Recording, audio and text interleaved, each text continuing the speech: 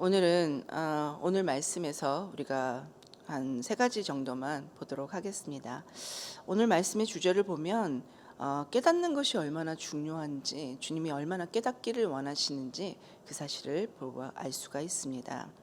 우리는 앞에서 그 비유의 말씀을 들으면서 깨닫는 것이 참 중요하다, 듣는 것만이 아니라 그것을 들은 것을 깨달아야 된다는 사실을 배웠습니다. 오늘 말씀에서는 그런데 그렇게 인생이 바로 깨닫기를 원하시는 우리 주님을 볼 수 있습니다. 깨닫기 원하시는 대상이 바리새인들과 사두개인들, 그렇게 그런 자들과 또 제자들도 깨닫기를 원하시는 모습을 봅니다. 그리고 우리 마지막으로 우리 주님께서는 우리들에게도 깨닫기를 원하십니다. 저는 이른 아침 우리에게 주신 하나님의 말씀을 통해서 이 세 부분에 대해서 한번 주님이 어떤 마음으로 깨닫기를 원하시는지 오늘 본문을 통해서 알아봤으면 좋겠습니다. 주님은 정말 하나님께서 원하시는 그 놀라운 마음들을 여기에 다 쏟아 부으셨습니다. 주님께서는 정말 우리 한 사람 한 사람들이 깨닫기를 원하시는 분이십니다. 그런데 주님은 오늘 가장 먼저 본 것이 주님께 다친 마음을 보시고 탄식하는 모습입니다. 그 모습을 우리는 오늘 말씀에서 볼 수 있습니다. 오늘 구절인 16장 1절부터 4절까지를 먼저 보면 바리새인들과 사두개인들이 예수를 시험하려고 예수님께 하는 말을 볼 수가 있습니다. 하늘로부터 오는 표적 보기를 청하니라고 말하고 있는 것을 볼 수 있습니다. 바리새인들과 사두개인들이 예수님께서 그 앞에 놀라운 기적들, 어마어마한 기적들을 보이셨습니다. 보리떡 5개와 물고기 2마리를 가지고 남자만 5,000명이 넘는 그 올 유캔이시라고 제이콥 목사님 표현하셨는데, 그렇게 배불리 먹을 수 있게 하시고 또 남기셨습니다. 또 보리떡 7개와 물고기 2마리를 가지고 4,000명을, 남자만 4,000명을 먹이고도 또 남기시는 기적을 베푸셨습니다. 이런 기적뿐만이 아니라 말하지 못하는 사람이 말을 하게 되었고, 또 듣지 못한 사람이 듣게 되었고, 보지 못하던 사람이 보게 되었고, 걷지 못하던 사람이 걷게 되었고, 그런 놀라운 아픈 사람들을 낫게 하신 주님의 능력을 보았습니다. 그것뿐만이 아니라 하나님만이 고치신다는 문둥병을 고치신 것도 하나님께서 분명히 예수님께서 보여주셨습니다.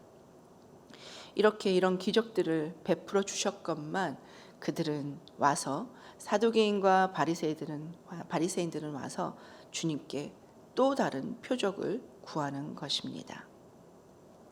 이렇게 많은 표적을 주었음에도 또 다른 표적을 구한다는 것은 도대체 무슨 의미일까요? 그들은 겉으로는 주님께 표적을 구하는 것으로 그런 것 같이 보이지만 그들 마음속에는 표적을 구하는 것이 아니라 이미 예수에 대한 거부가 가득 차 있는 것입니다. 어떻게 이 사실을 알 수 있을까요? 마태는 예수를 시험하려 하여 그러고 분명히 말씀하고 있습니다. 예수님을 시험하려고 한다는 그들의 의도를, 그들의 동기를 밝혀놓고 있는 것을 볼 수 있습니다. 왜 그들은 예수님을 그럼 거부했을까요? 아니, 조금 더 깊이 나간다면, 왜 그들은 예수님을 죽이려고까지 한 것일까요? 우리는 그냥 쉽게 말합니다. 예수님 왜 죽으셨습니까? 하고 물어보면 우리 죄 때문이에요 하고 쉽게 바로 답을 합니다. 그러나 질문을 좀 바꾸어 유대인들은 왜 예수를 죽였습니까? 라고 질문을 바꾸면 바로 쉽게 답하지를 못하는 모습을 종종 보곤 합니다. 왜 예수를 유대인들은 죽였을까요? 그들에게 왜 예수님이 거부되었을까요? 거부되었기 때문에 죽임을 당하였습니다. 근데 왜 거부된 것일까요? 그것은 바로 예수님은 그들이 생각했던 그런 메시아가 아니었기 때문입니다. 그들이 기다렸던 메시아, 이 의견은 바리새인도 사두개인들도 모두 같은 의견이었습니다. 이 두 그룹이 절대로 합쳐질 수 없는 그룹인데 이 두 그룹이 한 팀이 되어서 예수를 같이 거부하게 된 것입니다. 그럼 그들이 기대했던 메시아는 도대체 어떤 분이었을까요? 그런 분을 잠깐 한번 생각해 보고 넘어가도록 하겠습니다. 유대인들은 메시아를 오랫동안 기다렸습니다. 그들의 역사를 통해서 정말 많은 제국들이 로마에 이르기까지 모든 제국으로부터 침략을 당했고 찬탈을 당한 이스라엘은 이제 이방인에 대해서 지긋지긋한 미움의 마음과 아픔을, 정말 민족의 아픔을 갖고 있는 것이었습니다. 그래서 그들은 구약에서 말씀하시는 메시아, 인류의 죄를 정말 다 그 죄의 세력으로부터 건져내실 모든 인류를 위한 메시아, 그분을 기다렸던 것이 아니었습니다. 그들이 기다렸던 메시아는 그들의 편협한 생각 속에서 자신의 민족의 강대한 제국으로부터 구원해 주실, 독립시켜 줄 그런 강력한 메시아를 기다렸습니다. 그리고 이스라엘을 다시 다윗 시대 같이 번영을 가져올 그런 강한 왕과 같은 그런 놀라운 메시아, 그런 메시아를 기다렸던 것입니다. 아주 지엽적이고 민족주의적인 메시아이어만 했습니다. 그런 메시아야만 했던 것입니다. 그것이 그들이 생각했던 메시아였습니다. 그런데 우리 예수님은 그런 모습이 전혀 아니셨던 것입니다. 죄인들과 어울리고 그리고 그들과 함께 밥을 먹고 오히려 민족주의적인 모습이 아니었던 것입니다. 오히려 율법을 대항하는 것 같고 오히려 성전을 필요 없는 것 같이 여기는 그런 모습의 메시아, 그런 메시아는 이스라엘에게 기다렸던, 그리고 이스라엘에게 필요한 메시아가 아니었기 때문입니다. 그래서 그들은 예수를 거부했습니다. 그들 생각이 하나님의 뜻을 거부했던 것입니다. 그래서 오늘 말씀에서 그들은 예수를 시험하기 위해서, 아니 거부하기 위해서 물었던 것입니다. 이 같은 구절이 마가복음에는 이렇게 마가는 적고 있습니다. 마가복음 8장 11절에서 13절에 보면 바리새인들이 나와서 예수를 힐난하며 그를 시험하여 하늘로부터 오는 표적을 구하거늘 예수께서 마음속으로 깊이 탄식하시며 이르시되 어찌하여 이 세대가 표적을 구하느냐, 내가 진실로 너에게 이르노니 이 세대에 표적을 주지 아니하리라 하시고 그들을 떠나 다시 배에 올라 건너편으로 가시니라 라고 적고 있습니다. 마가복음에서는 한술 더 떠서 표현하고 있는 것을 볼 수 있습니다. 그들은 예수를 힐난하였다고 합니다. 시험하려 하였고 그리고 힐난하라고 했던 것입니다. 힐난이라는 뜻은 트집을 잡아 마음이 편하지 않을 정도로 따지고 들다라는 사전적인 의미를 갖고 있습니다.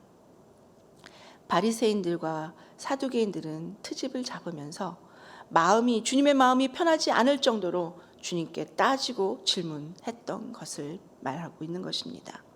그런 태도였던 것입니다. 그런 태도로 우리 예수님을 시험했다는 것을 말하고 있습니다. 그리고 그들은 하늘로부터 표적을 구하고 있는 것이 아니었습니다. 그들이 지금까지 그들의 눈앞에서 보았던 예수님이 행하셨던 모든 표적을 보면 사도 요한도 인정했듯이 예수님을 거부할 수 없었을 것입니다. 그러나 그들은 그런 표적을 구하는 척 했지만 그들 마음속에는 이미 예수를 거부할 마음을 가득히 안고 마음의 문을 닫고서 예수님을 대하고 있었던 것입니다. 이렇게 마음이 닫혀진 그들에게도 그런데 우리 주님은 그들의 마음을 열어 깨닫기를 원하십니다.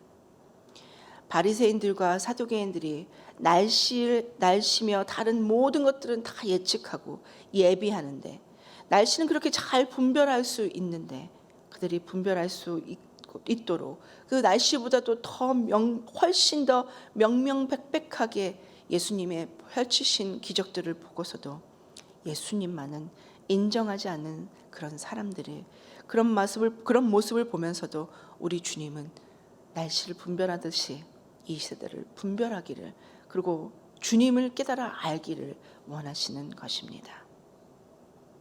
그런 이스라엘에게 우리 주님이 누구신지 깨닫기를 원하셔서 보여주십니다. 깨닫기를 원하신 그 말씀을 해주십니다.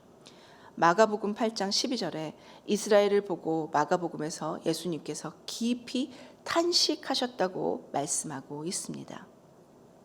메시아를 자기의 기대치가 부족하다고 생각해서 그렇게도 기다렸던 메시아를 만났건만 그들은 그 메시아를 죽이는 어리석음을 범할 수밖에 없었습니다. 우리 또한 우리 자신을 잘 보아야 할 것입니다. 우리의 마음을 열고 주님 앞에 나와야 할 것입니다. 우리의 생각 속에 하나님이라면 이렇게 하셔야 합니다. 하나님이라면 이 방법으로 내게 응답하셔야 합니다. 하나님은 꼭 이때에 해주셔야 합니다.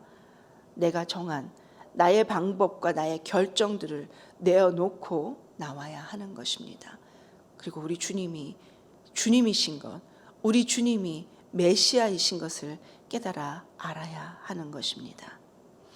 마치 그들은 하나님을 무슨 램프의 요정처럼 자기 마음대로 이용할 때에 이용하고 싶은 방법대로 그렇게 이용하는 그런 모습을, 그런 것을 원했던 것입니다.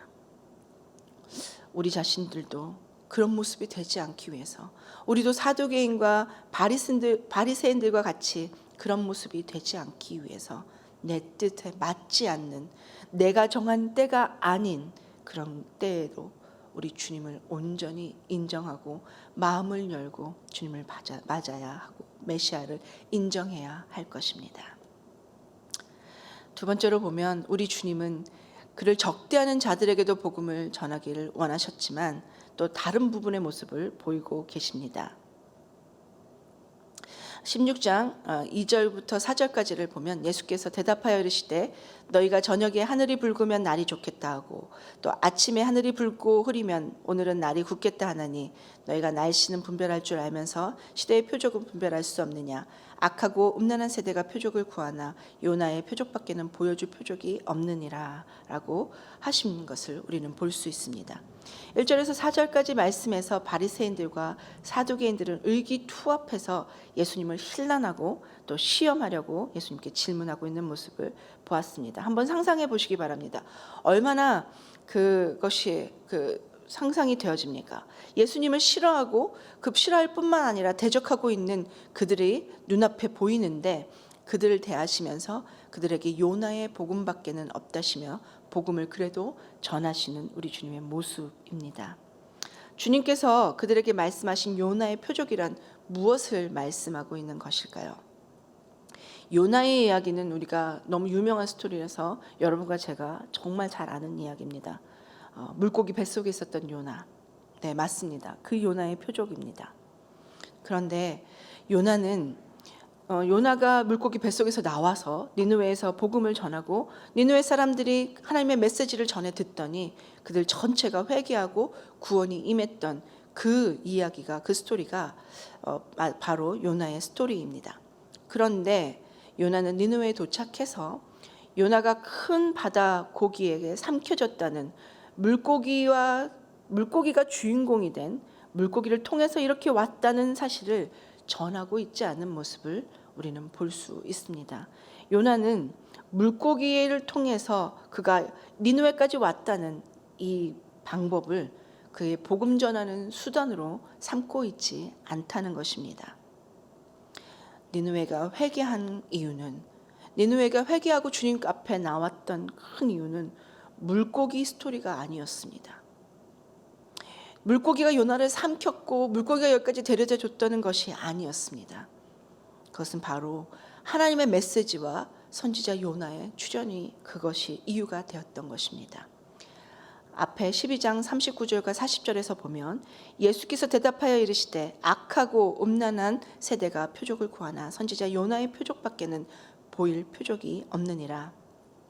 요나가 밤낮 사흘 동안 큰 물고기 뱃속에 있었던 것 같이 인자도 밤낮 사흘 동안 땅속에 있으리라 하셨던 것처럼 이 요나의 정말 하나님께서 하셨던 그 표적이, 요나의 표적이 하나님께로부터 온 표적인데 이 표적은 바로 예수 자신이라는 것을 깨닫기 원하시는 주님이신 것을 오늘 볼 수 있습니다.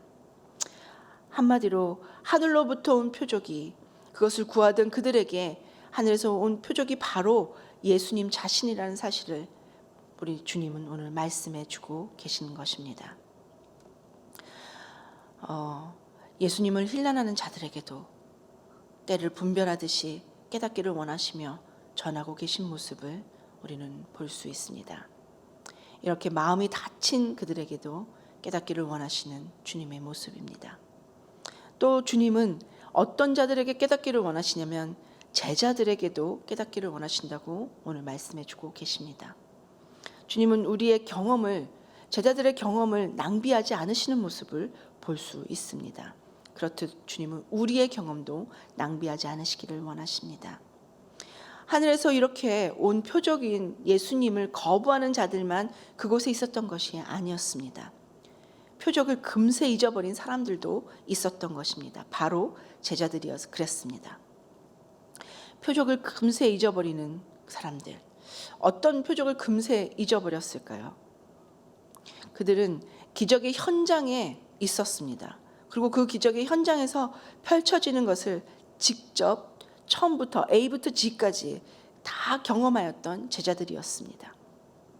얼마 전 보리떡 5개와 물고기 2마리로 5,000명 이상 먹이고도 남았던 오병이어의 놀라운 기적을 그 현장에서 경험했습니다. 그 한 번만 경험했던 것이 아니었습니다. 그 후에 7병이어의 경험도, 기적도 그들은 경험하였습니다.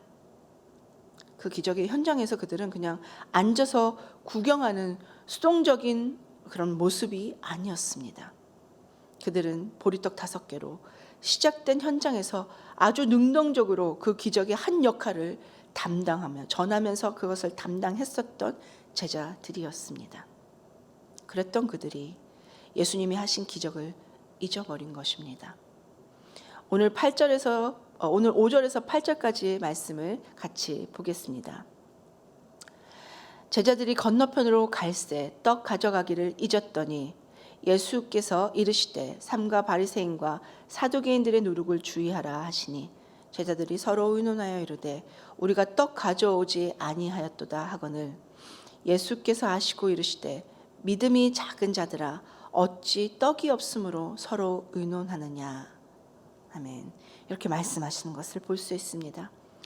제자들이 주님의 가르침은 누룩을 조심하라라는 말씀을 들었는데 그들은 비유적인 이 가르침을 깨닫지 못하고 있는 것입니다. 물론 비유로 말하는 것은 모두가 다 깨달을 수는 없도록 하기 위해서 말씀하시는 것을 우린 천국 비유에서 배웠습니다. 그러나 예수의 제자들이 예수님께서 가르치신 그 비유를 들어서 말씀하고 계신데 그 비유를 깨닫지 못하는 것은 제자로서 큰 문제가 있는 것입니다. 계속해서 9절에서 10절까지도 함께 보도록 하겠습니다. 너희가 아직도 깨닫지 못하느냐? 떡 5개로 5,000명을 먹이고 주운 것이 몇 바구니며 떡 7개로 4,000명을 먹이고 주운 것이 몇 강줄이었는지를 기억하지 못하느냐라고 하십니다. 주님께서 기억하지 못하느냐라고 말씀하고 계시는 것입니다. 우리 주님께서 어떤 능력을 베푸실 수 있는 분인지 경험하였는데 너희들 아직도 나를 모르겠느냐라고 말씀하시는 것입니다. 그들이 벌써 잊어버린 것, 주님께서 우리의 삶에서 하신 일을 그렇게 쉽게 잊어버리면 우리도 믿음이 작은 자들이라고, 믿음이 적은 자들이 되어 버리고 마는 것입니다. 어떻게 그렇게 그 생생한 기억을 잊지? 정말 어이가 없다고 생각할 수 있습니다. 나라면 절대 잊을 리 없을 것 텐데 라고 우리가 그렇게 그렇게 여길 수 있습니다. 아마 제자들도 그들의 기적의 현장에서 그 기적이 이루어지는데 한 파트를 담당했던 자들이었기 때문에, 그 본인들이었기 때문에 그렇게 쉽게 잊게 될 줄을 몰랐을 것입니다. 그렇다면 왜 이렇게 놀라운 기적을 쉽게 잊어버릴 수 있었을까요? 제자들의 모습에서 그들은 현실의 문제를 크게 그들이 현실의 문제를 크게 인식하는 것을 볼 수 있습니다. 이것이 주님이 하신 일을 잊게 하였던 것입니다. 오늘 기록된 이 스토리가 마가복음 8장 14절에도 이렇게 기록되어져 있습니다. 제자들이 떡 가져오기를 잊었음에 배에 떡 하나밖에 그들에게 없더라 하고 그들은 현실적인 걱정을 가지고 있었던 것을 적고 있습니다. 우리가 보기에 제자들이 떡이 좀 부족하게 된 것, 그것을 가지고 필요 이상으로 걱정하고 황당해하고 있다고 볼 수 있습니다. 너무 오버해서 걱정하는 것 아닌가 하고 생각할 수도 있습니다. 그러나 제자들이 이렇게 하는 데는 배경이 있습니다. 그들이 떡을 안 가져갔기 때문에, 떡이 하나밖에 남지 않았기 때문에 이제 그들은 떡을 호수 건너편 이방인들에게서 사야만 하는 상황이 되었던 것입니다. 호수 건너편 이방인들에게 부정한 것을 사야 하는 것이 문제였습니다. 그리고 그 부정한 것을 먹게 되면 그 부정한 것 때문에 유대인인 그들로서도 그들로는 걱정이, 자신들이 부정해지기 때문에 걱정이었고 굉장히 큰 일이었고, 그런 일이 정말 큰 걱정으로, 현실적인 걱정이 왔던 것입니다. 그렇게 이해할 수가 있습니다. 그래서 그들은 그 현실적인 일에 집중하고 그래서 걱정하는 모습입니다. 그렇기 때문에 그들의 결과는 믿음이 적은 자라는 그런 결과를 얻게 됩니다. 주님은 그들에게 이렇게 말씀하십니다. 너희가 내가 5,000명을 먹였던 떡 5개를 가지고 5,000명을 먹었던 거 기억하느냐? 그것을 벌써 잊었느냐? 너희가 내가 떡 7개를 가지고 4,000명 이상을 먹였던 거 너희 벌써 잊었느냐? 너희가 걱정하는 그 걱정은, 그 현실적인 걱정은 걱정거리가 아닌 것을 잊었느냐라고 말씀하고 계시는 것입니다. 예수님은 씨 뿌리는 비유에서 이렇게 이 사람들은 그 비유에서 이렇게 볼 수 있습니다. 돌밭에 뿌려진 씨앗 혹은 가시떨기에 떨어진 씨앗과 같이 볼 수 있습니다. 현실의 염려 때문에 주님을 향한 믿음이 제대로 뿌리를 못 내리는 그런 믿음의 상태, 믿음의 적은 그런 상태를 말하고 있는 것입니다. 우리에게 베푸신 주님의 기적, 여기까지 에베네셀이 되도록 살게 하시고 인도하신 주님의 기적을 우리는 잊지 말아야 할 것입니다. 이 팬데믹 기간 속에서도 저와 여러분을 지키시고, 이 팬데믹 기간 속에 아픔 속에서도 또 고통 속에서도 우리 주님은 떠나지 않으시고 함께 해주시는 생명의 떡 되신 예수님이 우리와 함께 하신다는 사실을 우리는 잊지 말아야 할 것입니다. 현실적인 문제를 가벼이 여길 것은 아니지만 그 현실적인 문제에 매여 있을 필요는 분명히 없는 그 놀라운 주님이 우리와 함께 하신다는 사실을 저와 여러분은 잊지 말기를, 우리 주님께서 그 사실을 깨닫기를 원하시는 것입니다. 우리는 바리새인들처럼, 우리는 제자들처럼 그들이 정말 가졌던 모든 경험들을 낭비하지 않기를 원하십니다. 세상의 모든 근심 속에서도 여기까지, 지금까지 지켜주신 주님, 그리고 앞으로도 이 뒤에 하신 일들을 통해서 우리 주님이 어떤 분이신지를 알기에 놀랍게 그 분을 인정하고 그분을 날마다 깨닫는 그 놀라운 은혜가 저와 여러분에게 오늘 있기를 축원합니다. 끝으로 11절과 12절에서 우리 주님은 이렇게 말씀하십니다. 어찌 내 말한 것이 떡에 관함이 아닌 줄을 깨닫지 못하느냐? 오직 바리새인과 사두개인들의 누룩을 주의하라 하시니 그제서야 제자들이 떡의 누룩이 아니요 바리새인과 사두개인들의 교훈을 삼가라고 말씀하신 줄을 깨닫느니라 라고 말씀하고 있습니다. 어리석고 무지한 제자들을 정확하게 가르쳐 주십니다. 어리석고 무지한 우리들에게 주님은 우리를 분명하게 말씀해 주십니다. 분명하게 11절에 떡에 관한 것이 아니다 라고 말씀하십니다. 그제서야 누룩이 바로 바리새인들과 사두개인들의 교훈이라는 것을 제자들은 깨닫게 되었다고 12절에 말하고 있습니다. 유대인들은 이 누룩을 말할 때 발효를 일으키는 모든 것은 부패와 동일시하게 생각했습니다. 그래서 누룩은 썩은 것을 누룩의 말의 뜻에는 썩거나 악하거나 나쁜 것, 모든 것, 변해버린 것, 그것을 의미한다고 하겠습니다. 교훈이라고 우리 말씀에 번역된 디다케스는 사두개인들의 원래 의미로는 사두개인과 바리새인들의 전통을 말씀하고 있는 것입니다. 그래서 주님께서 사두개인과 바리새인들의 누룩을 조심하라는 것은 그들의 전통을, 누룩 같은 전통을 조심하라고 말씀하는 것입니다. 그럼 그들의 전통이 무엇일까요? 바리새인들의 전통은 가르침입니다. 그들의 가르침은 종교적인 외면적인 의식과 외면적인 청결로만, 의식적인 것으로만 그들을 이해했습니다. 주님은 이에 대해서 경고하고 있는 것입니다. 우리의 외면적인 것만 추구하고 형식주의적인 종교에 대해서 경고하고 계신 것입니다. 이엔 바운즈는 진정한 사랑과 구제는 그리스도와의 연합과 성령 충만함에서 나온다고 말씀하고 있습니다. 바리새인들은 그런데 외식적인 것으로 그들의 모든 것을 추구했던 것입니다. 주님은 이런 누룩을 우리에게 조심하라고 말씀하십니다. 또 사두개인들의 전통은 또 그럼 무엇이었을까요? 사두개 후세인 그들은 세속적인 정치적인 위치와 세속적인 위치, 성공, 또 물질적인 번영, 이것에 그들의 가치체계의 최상위로 높여두고 있었던 그 전통을 조심하라고 하는 것입니다. 세속화되지 말라고 주님은 말씀하고 계십니다. 어려운 시대를 지나가고 있습니다. 그런데 우리에게 주님께서 원하시는 것은 이런 전통을 따르는 자들이 아닌 것입니다. 짧은 예화를 나누겠습니다. 원자 폭탄 공격 후에 전쟁 중인 때였습니다. 시내로 통하는 한 입구에서 한 작은 남자아이가 천진스럽게 불발된 폭탄을 가지고 노는 것을 어떤 사람이 보았습니다. 여러분들은 이 아이가 특별히 용감했다고 생각하게 되시나요? 아니죠. 이 아이는 다만 어리석고 잘 몰랐던 것뿐입니다. 그러니 그 아이가 그것이 폭탄인 것을 깨닫고 알았다면 그것을 가까이 두었을까요? 그것을 가지고 놀았을까요? 그러지 않았을 것입니다.